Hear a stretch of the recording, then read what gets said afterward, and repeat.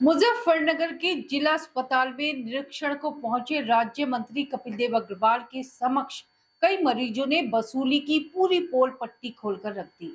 बताया गया है कि भर्ती के नाम पर 200 से 300 रुपए तक वसूले गए। यह सुनकर एसएच वे मंत्री अग्रवाल ने ऐसे भ्रष्टाचारियों के खिलाफ कार्रवाई का आश्वासन दिया। उन्होंने कहा कि सरकारी अस्पताल में पर्ची को छोड़कर सब कुछ फ्री है। ऐसे में यदि धन की मांग करता है तो उससे रसीद मांगी जाए। मंत्री ने चिकित्सा अधीक्षक को मरीजों को बेहतर स्वास्थ्य सेवा और अवैध वसूली पर अंकुश लगाने को कहा।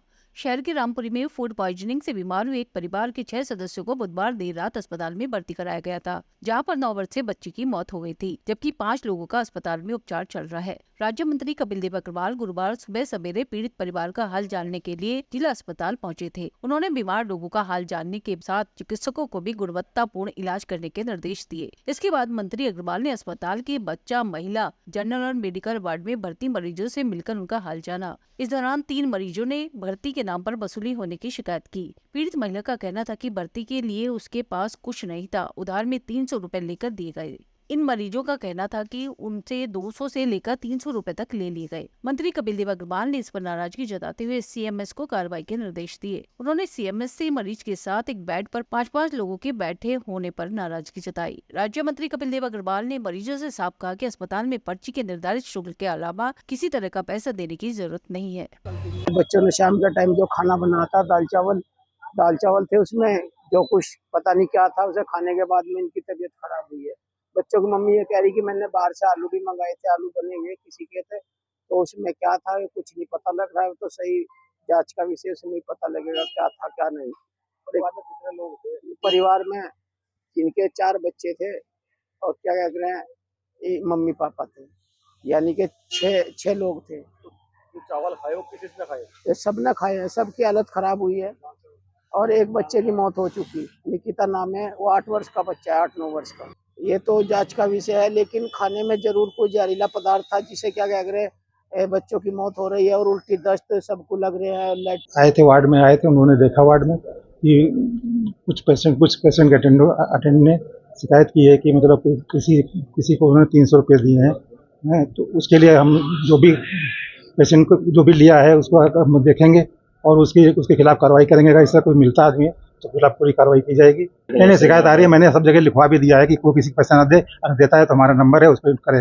लेकिन लोग मतलब न करके वो इस तरह से कहीं सुनने में आता है कि उन्होंने दिया है, और ऐसा संदिग्ध व्यक्ति कौन है उसको उसकी पहचान करी जाएगी और उसी हिसाब से पूरी कार्रवाई की जाएगी। और मंत्री जी से भी आश्वासन दिया, कहा है मैंने कि पूरी जो भी संदिग्ध मिलेगा उसमें पूरी नहीं, उसके लिए मैंने भर्ती जब होता है, पेशेंट होता है, उसके लिए मैंने एक मरीज और एक उसका अटेंडेंट रहता है, उसका पास सिस्टम मैंने लागू कर दिया है। लेकिन ये कुछ मतलब आ गए थे, सुबह आ गए थे, तो उसको मैंने इस तरह से हटवा दिया, गार्ड से हटवाया। और इस तरह से एक पेशेंट के साथ एक मरीज ही हमारे यहाँ लौटा रखा मैंने उसको। एक परिवार के खाने के कारण से भोजन में डिहाइड्रेशन हुआ, जिसके कारण से पूरा परिवार यहाँ हॉस्पिटल में एडमिट है।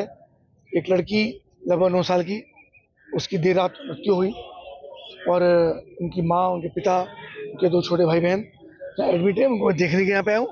अस्पताल में डॉक्टर से बातचीत की है और जो भी व्यवस्थाएं यहाँ कुछ लोगों ने मुझे शिकायत की है उनके संबंध में यहाँ चिकित्सा अधीक्षक है, उन पर तत्काल कार्रवाई करने के लिए कहा। जो शिकायत मुझे मिली है उनके संबंध में सीएमएस को तुरंत प्रभावी कार्रवाई करने के लिए कहा है।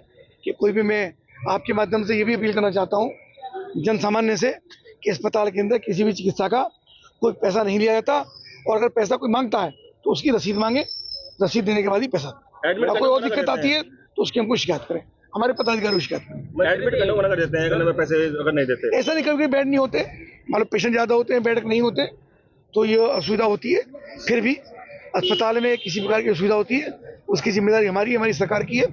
और मेरा निवेदन है कि किसी के बहकावे में ना है, किसी को पैसा ना दें, और अगर देते हैं तो उस पर कार्रवाई। पूरे अस्पताल एक ही परिवार के लोग एडमिट हैं, तो कहीं खाने में गड़बड़ी, खाना तो घर में बनता है, अस्पताल बनता नहीं है, पर सबका इलाज चल रहा है, सबको सही प्रकार से ट्रीटमेंट मिल रहा है। एक बच्चे की मृत्यु हुई है, मैं उसके घर गया हूँ संवेदना व्यक्त करने के लिए, उसके परिवार के साथ हम लोग। अभी कर्मचारियों का पता लगेगा, कर्मचारियों को जांच करने के लिए कहा गया है। अगर ऐसा विषय होगा उस पर एक तो मौके भी पकड़ा गया है, तो आपके सामने में उस पर कार्रवाई करने के लिए कहा। वो निश्चित रूप से निलंबन होगा, उसकी कार्रवाई अब कर रहे हैं। वहाँ पे परिवार में गया था, जैसा अनुमन्य होगा मैं गया हूँ वहाँ पे। वो हमारा अपना परिवार है, हम उसके साथ हैं सुबह उठ करके मैं वहाँ पर परिवार पहुँचाऊँ, हमारा घर है, हमारा क्षेत्र है, हमारा परिवार है, उसकी लगातार मदद कर रहे हैं, आगे भी करें।